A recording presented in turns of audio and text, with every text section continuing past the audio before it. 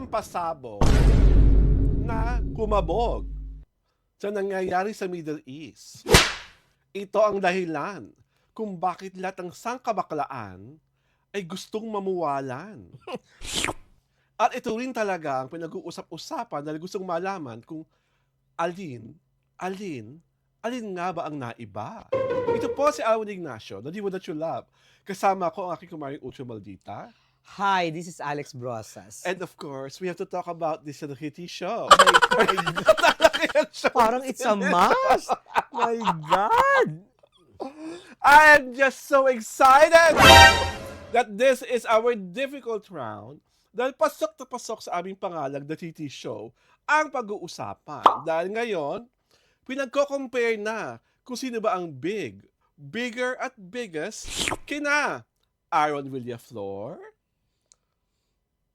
Gil Cuerva, Ron Angeles, at Nico Natividad matapos magsulputan sa social media ang kanilang mga sex scandal videos. Allegedly po ito. Pero kung kayo ay isa sa mga pinalad na makapanood ng nasabing video tulad ng katabi ko, Ay, sa'yo nagsimula, no? My God, hindi sa akin, nananahimik ako. I don't even know about the video, no? My God! pag napanood nyo yung nasabing mga video, isa lang ang makasabi nyo, meron pa silang kakambal? Dahil kamukhang-kamukha talaga nila, di ba? Allegedly, di ba? Pangalawa, na-clone ba ang mga ombreng ito? Can they be cloned? Di ba? At number 3, sila ba talaga ito? O namabalik ba talaga ako? Ang mga lalaki pong ito ay may ka-sexual congress na isang natatanging babaeng hindi naman kagandahan Ay! Diyos ko, ito na. at may pangabog na sa Magic Maison, ha? Huh? So, at saka kasi ang mahiwagang pajama, di ba? Oo. Pantulog. Mahiwagang pantulog in all the occasions she was in with this Isang folk. babae lang ba to? Yes, Ah, talaga isa lang siya? isa lang siya. And now, nire-research nga kung sino siya. Mm. At di ba, kung kayo po ay may lead, kung sino siya, i-guess po namin siya dito ng live. My God, that would be ano? Para pag-usapan namin ang kanyang wonderful afternoon delights and Ang swerte naman niya. wonderful nights with the four men who are allegedly her partners sa Kuyang-Yangan video. Ang tanong, Mare, na gusto kong ikaw ang sumagot. Sino para sa inyo si Mr. Biggest sa APA? Aaron. Aaron. Ako, Aaron, tied with Gil Cuerva.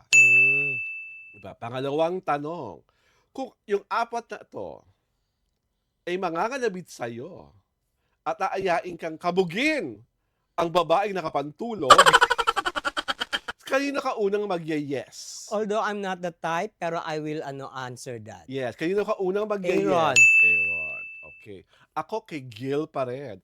Kasi si Gil ang kinis-kinis, ang tangkad-tangkad, at sabi nga ng the great late Oski Salazar, isa, dalawa, may sasampalin ka pa kay Gil. Alam mo, Gil, wala naman nakakaalala na naging bida ka sa Slay, di ba? At wala na nang makipakailam, nakipaghiwalay ka dun sa Starlet of Intergalactic Proportions. Nakatako ko sa pangalang Lexi na hindi ko alam ang apelido. May career ka na para maging bida ng mga VMX films. Sa pinakita mong prowess, Aray ko. sa pinaka mong husay sa pagbabayo ng palay, at sa pinaka mong husay at pagkalakas na pagtunog-tunog ng mga nagbabanggaan yung mga katawan ni Girl with the Magic Pantulog, may bago ko ng karera. Ha? Pwede ka na maging bold star. Diba? At mahihiya ang magpa-plaster sa'yo. Ha? Dahil para mahirap kang plasteran. Kaloka. What say you? Bakit ba nagkakagulo sa social media because of this? One, because all were not, did not have the image na bold star. Okay. Except for, Aaron. Aaron kasi nag-VMX siya. Oo, yes. 'Di ba? 2, ito ay bagong set ng Ng scandals. ng scandal. So, many or all are curious, 'di ba? Mm-mm. Third, this is something that that came at a time when sabi mo nga when people in the Middle East are quarreling, attacked. 'di ba? O talagang may bombahan, may Mm. everything, 'di ba? Pang-apat, mga flawless sa mga lalaki na ito. 'Di ba? Parang Ang sasarap. oo, parang Ang kikinis. parang at Alam mo, saka ilalagaan ng derma. oo, tsaka parang they are not the patay gutom type Oo. na lahat gagawin Mm. for his career. Oo. Parang for a bold star, They're not, actually, yung Hindi, tatlo nga are not even oo nga, bold hindi, stars. ibig sabihin, for a bold star wannabe na hindi nila ka-level kasi mga bold star wannabe. Oo. Pero ginawa nila kung sila nga yun. Mm. 'Di ba? Kung sila yon, aba, nakakaloka. Kung hindi sila, ay sino sila? 'Di ba? Was it AI? Kung AI yon, Posibleng AI yun, no? Kita mo naman, niluluhuran, sinusubo, AI. oo, pwede naman yun eh. Hoy, lahat nangyayari sa AI, Hindi, gagaga. ano ko, Nakaloka ka ba? Iba ang sexual congress pag totoong tao. Kita mo totoong tao yung mga nandun. Na AI ang everything, dahil. No. Mm-mm. You cannot replicate ang halinghing. You cannot replicate na pagtatama ng mga katawan. Ganon? You cannot replicate Hindi. a girl na lumuluhod at ginaganon-ganon ang buhok. Nagagawa yun. AI my foot. No. Di ako maniniwala AI. So, you mean to say all are real? All are real people. Ang pinag-question lang naman dito ay kung sila ba yun.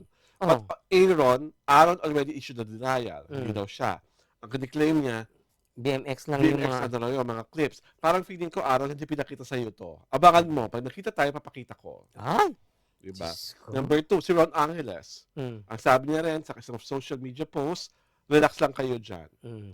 So, and I think someone, I don't know, a certain Oscar, pinagtanggol na siya. Hindi ko alam kung manager niya yun or handler. Mm. Nagdepensa na sa kanya. Visibly quiet, obviously quiet are si Gil at si Nico. Nico. Mm. Ano ang mare? Makakasira ba to sa karera nila? Or mas lalong bobog ang karera nila at mas lalong marami ang makikurious? Do they have a career to begin with? Okay. Di ba kasi parang si Aaron lang ang meron. For For now. Angeles naman, may career. Ha? Diba? May mga pelikula siya, TV shows. Pero walang yun eh. Mm. Starlet kasi yun eh. Ah. Di ba hindi siya hindi siya pang main cast, di ba? Lagi Pang siya sahog lang support. siya. Oo. Di ba? Ang pang... Si Nico.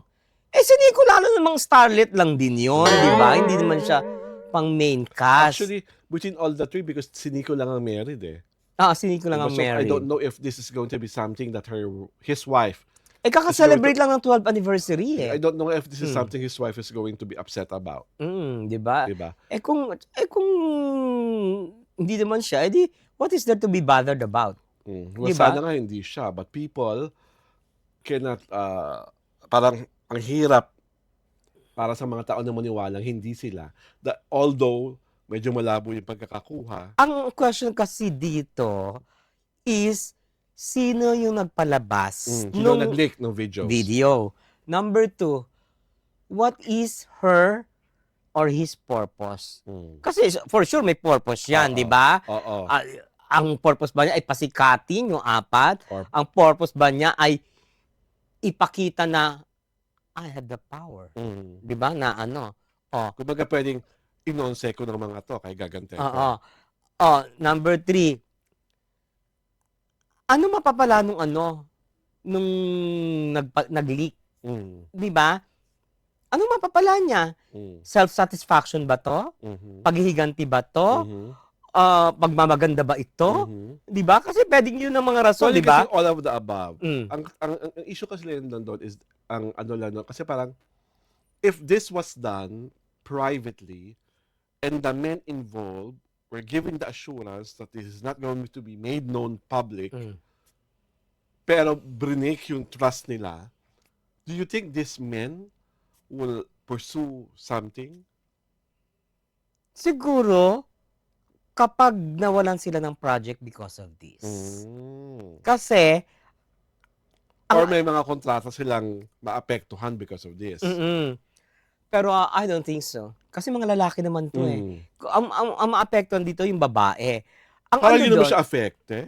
Enjoy nga siya sa video eh. oo nga, Di ba? Siya ang luckiest woman alive as of today. oo, kasi apat ba naman ang kabembangan mo, di Di ba? ba? Kung totoong yung mga artista na yan ang kabembangan nga niya. Ang ano doon is,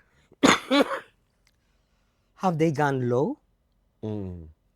Kung sinasabi mo na they all agreed to do it privately, have they gone low? Have they gone that low? Oo, Di parang ba? nagugutuman ba sila? Oo, kasi Oo. ikaw, what would your reason be? Kung isa ka sa mga apat na celebrities, wala ka bang project? Wala ka bang iba mapagkakakitaan? Can you not do it discreetly na walang video? Or were you duped into believing na wala namang video at kayo lang? Parang feeling ko they were duped. They were duped. Oo, di ba na na Kasi parang kasi nung tumayo yung yung apat, yung mga nila, mga ari-arian, naka-display, oo, di ba? Parang they were not aware, parang ganon. Oh. Obviously they weren't aware. But actually, there was a portion in the Aaron Villaflor video na parang siya parang naramdaman niyang merong camera. Pero parang binaliwan niya lang. Pero in fairness to Aaron, palaban. Dalawa ang girl. Oo, at saka Nyara. And on that note, inaanyayahan po namin kayong manood sa The Kitty Show sa aming Diario Tirada YouTube channel at syempre pa sa aming Facebook pagina tuwing Sabado at Linggo alas 4 ng hapon. Ito po si Alvin Ignacio, Diva That You Love. Kasama ako kay Kumaring Ultra Maldita. Hi, this is Alex Brosas. And thank you for watching the Kitty Show. Tara yan na talakay na Showbiz Edition kung saan ang manyorap ay manyorap na manyorap talaga.